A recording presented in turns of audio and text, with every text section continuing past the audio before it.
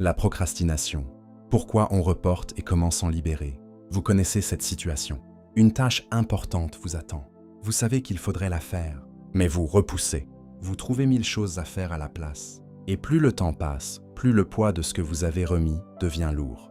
Vous vous sentez coupable, mais vous ne parvenez pas à vous y mettre. La procrastination n'est pas de la paresse, c'est une stratégie d'évitement. Vous ne reportez pas parce que vous êtes fainéant. Vous reportez parce que la tâche vous angoisse, parce qu'elle est trop grande, trop vague, trop risquée, parce que vous avez peur de mal faire, parce que vous attendez d'être prêt alors que vous ne le serez jamais. Ce qui se joue dans la procrastination, c'est souvent un rapport compliqué à la perfection. Vous voulez que ce soit bien fait, tellement bien que vous n'osez pas commencer. Le risque d'échouer vous paralyse. Alors vous restez dans l'attente, dans le potentiel, dans ce qui pourrait être. Tant que vous n'avez pas commencé, vous ne pouvez pas échouer. C'est aussi une question de régulation émotionnelle. La tâche à faire génère un malaise, une tension. La procrastination est une façon de soulager cette tension immédiatement. En faisant autre chose, vous retrouvez un peu de calme. Mais ce calme est temporaire. La culpabilité arrive et le poids s'alourdit. Comment s'en libérer?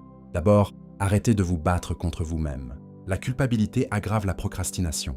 Plus vous vous en voulez, plus la tâche devient chargée négativement, plus vous la fuyez. Remplacez la culpabilité par la clarté. Je reporte parce que c'est difficile, c'est humain. Ensuite, réduisez l'obstacle.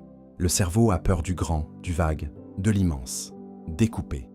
Au lieu de rédiger ce rapport, commencez par ouvrir le document. Au lieu de ranger la maison, commencez par faire un coin de table.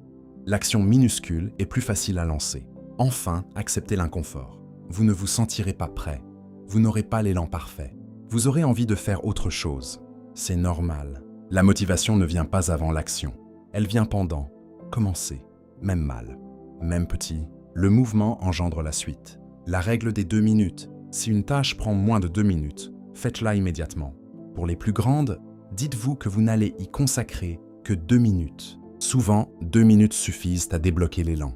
Le plus dur, c'est de commencer. Une fois lancé, vous continuez. La procrastination n'est pas un défaut de caractère. C'est une habitude que l'on peut désapprendre. Pas en se forçant, en se comprenant.